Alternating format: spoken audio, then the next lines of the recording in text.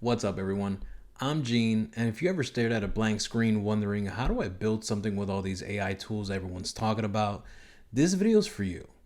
I'm a graphic designer who got tired of just designing pretty things that lived in folders, so I decided to learn how to actually ship products using AI tools like Lovable, n8n, and Cursor.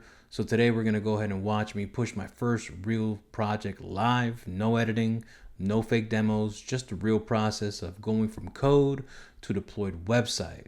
Whether you're a developer just starting out, someone's curious about AI workflows, or you're somewhere in between wondering what I can actually build with these tools, I'm going to show you exactly how to do it.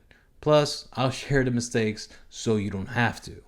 Ready to see what happens when design meets AI development?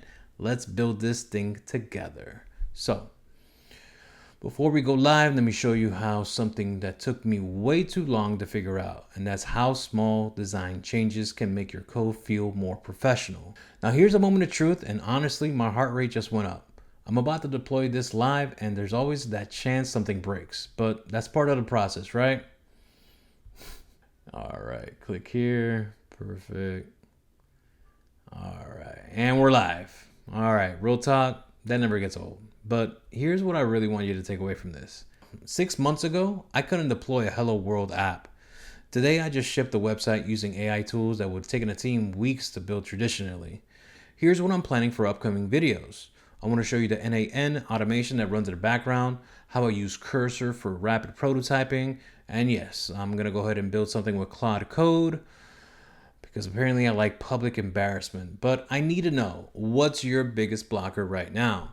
Is it knowing which tools to start with, understanding how to connect the different APIs or MCPs, or maybe you like me and you build things with the struggle with the deployment part? Drop a comment and let me know, because I want to make videos that actually help you level up. And if you want to see more of these behind the scene builds and honest takes on what it's really like learning AI development, hit subscribe. Thanks for being here for video number 1. Let's see what we could build together.